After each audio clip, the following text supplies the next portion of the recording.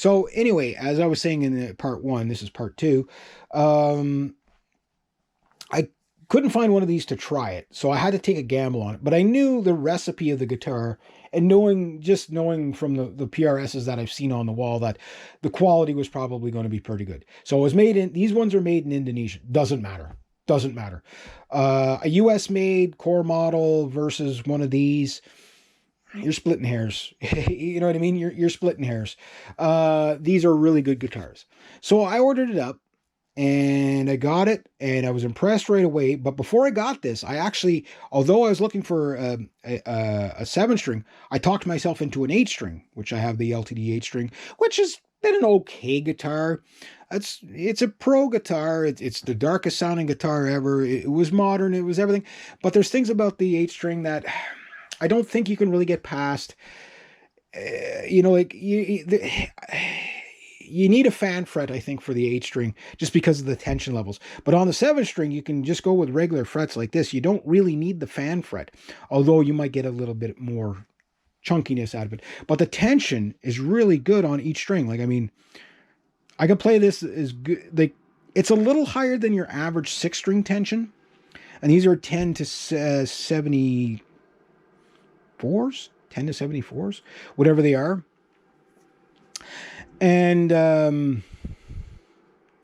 or 10 to 63, I can't remember. I think they might be 10 to 74, something like that, 73, 74, whatever. And I was just like blown away by how well it played. Getting used to the 26.5-inch scale length over the 25-inch scale length, or 24 and 3/4 that I've been playing for years and years and years, is a bit of a jump, and it will take you a while to not misfret the guitar. But I took to the seven string a lot easier than the eight string. The eight string is just that extra. It just threw off my muscle memory where I'd go for like an A minor chord and then end up on E flat. Like I was just literally grabbing the wrong chords. That's no longer happening because after, living with these guitars for about a year, my muscle memory is now adapted to playing seven strings and eight strings. I played this guitar, haven't played it live yet, so I can't tell you how it's going to hold up live. That's the ultimate test for a guitar. If you want to ruin a guitar, play live with it. The first gig, it makes it. Second gig, no problem. Third gig, no problem. 30 gigs later, the thing's got like crackly pots and switches. One pickup's out of phase, the other one shorts out. You got scratches all over it. You know what I mean? But a lot of that is, the reason why your guitars get banged up, and this is going to be funny, it's because you're playing drunk all the time. That's what it is. That's what it is. That's why you bang into things with your beautiful guitars, is because you're drunk. I don't drink on stage anymore. Just because when I started playing sober, and I'm not going to make a lecture to you, but I enjoyed it so much more that it's like, there's no buzz beer's ever going to give me that, like when you really can take in the whole show, okay, many things happen.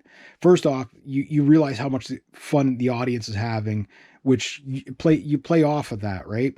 And then on top of that, you get to hear your instrument in its pure, raw, unadulterated form at concert volume, and you can hear the things that you like about your guitar, and you can hear the things you don't like about the guitar.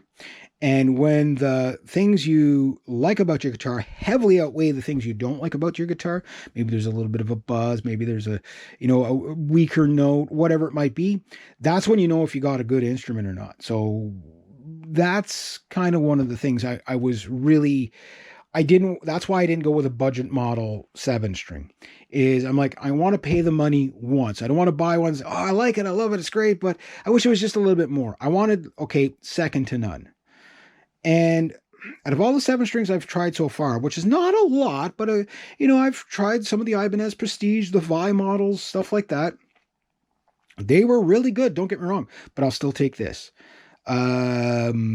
This is a metal guitar. This is so un-PRS, it's not funny. The only thing that PRS about it is the aesthetics. The neck is very, on this one particularly, is such a nice, like it's a C profile, but it's so smooth because of the satin finish. This is like the smoothest neck I've ever played. You cannot feel the binding on this, the way they wet sanded it. And absolutely a year later, You cannot feel the edge of the frets on this. Very, very high end. But it's this 20-degree fretboard, which is really puts a lot of people off when they're not used to it.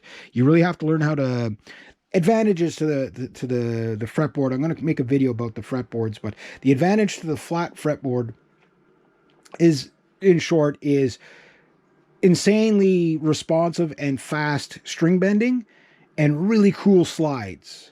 And it almost forces you to play in that proper neoclassical with your fingertips kind of mode.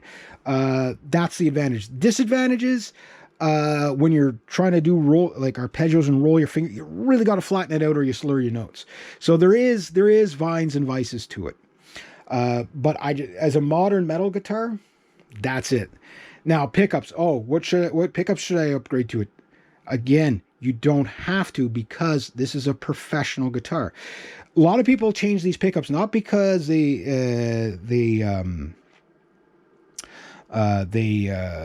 don't sound good. It's that they've got way more grunt than they were expecting. Meaning, they're playing through, say, like a Fender Hot Rod Deluxe, like I have. Okay, for my tube amp, this guitar feels like it's trying to blow it up. You know, it's just, it's such a hot signal. You could put these pickups all the way down, and they're not all the way up. They're down pretty much. These are really hot pickups. They need to be compressed. So this is a modern guitar for modern sounds, and you know, it's probably the most modern sounding and modern playing PRS. It's probably it is really the black sheep guitar of PRS, because the other ones all have the 10-degree radius fretboard. Nice, great for chords, nice and round. A lot like playing a Les Paul. Les Paul, I think, is like 12 or 12 and a half. So very similar to playing a Les Paul or an SG or something like that, which is a nice fretboard. But when, like I say, those little extra things, like I say, I'll take the 20-degree fretboard over for metal and stuff. For blues and stuff like that, yeah, you want that nice comfy fretboard, 10-degree fretboard. But yeah, I think these are the only PRSs that have the 20-degree fretboard, to be honest with you. So that's the 7-string. Okay, so 7-string's modern enough. Now let's talk about the 6-string. This thing here is basically the exact same guitar, but in 6 strings. And it comes, although before anybody asks, yes, you can put this guitar into standard tuning, but you'll have to re-intonate. Now, a lot of times when you buy these guitars, the thing is that you're gonna, before they send it out, they might ask you, hey, what tuning do you want this? This thing comes in drop C. Do you want it in standard tuning? And they'll re-intonate it for you. Like I say, if you look at this bridge, again, more PRSs should have this than that whammy bar thing. Like it doesn't stay in tune. You know, oh, I've got one it doesn't stay in tune. If you do whammy bar gymnastics, trust me, it's hard enough to keep a Floyd in tune. You know, if you're really, really, really, if you're really doing like the Steve Vai, Dimebag Darrell kind of whammy bar stuff, you know, where you're really hammering on that whammy bar, aka whammy bar gymnastics, locking tuners in a floating unlocked system is not going to do it. That's okay for like surf guitar, like little stuff like that, but like full out raised elevator, pig squeal, dive bomb, you know, Dimebag Darrell stuff. Now you need a Shaler, an Ibanez, Edge tremolo. Those I think are the best tremolos on the market. And then of course maybe a Shaler or a Floyd Rose. Floyd Rose probably being the most popular, right? In whatever grade level. And the better grade level, the better whammy bar gymnastics. But I didn't want these. I was thinking of these guitars more in a, not that I wouldn't play any leads on them, but more in a rhythm context. And this guitar is actually becoming, I think, my favorite recording guitar. For metal. Again, really hot output Alpha and Omega pickups, really hot. This is not your country western guitar. This is, you can get some really good clean sounds out of it, but you have to play compressed, like I talked about in the high output pickups versus medium output pickups videos. It's the same idea with these. These things are really, really hot, so they really need to be compressed, whether you're playing clean or dirty. But that said, when they're compressed, they sound so gloriously good. That's why a lot of people say they get this guitar and it's like, oh, the pickups are so harsh, and they're not wrong. It's just they're really hot. They're really high output. That's why it sounds harsh. You need to be able to compress them.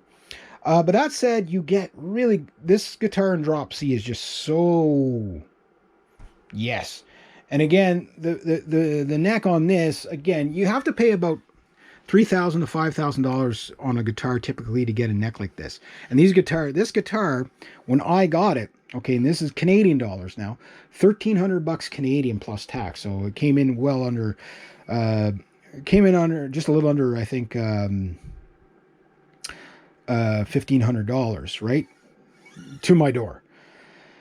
Bang for the buck. I really think this might be the best prosumer pro guitar you can get.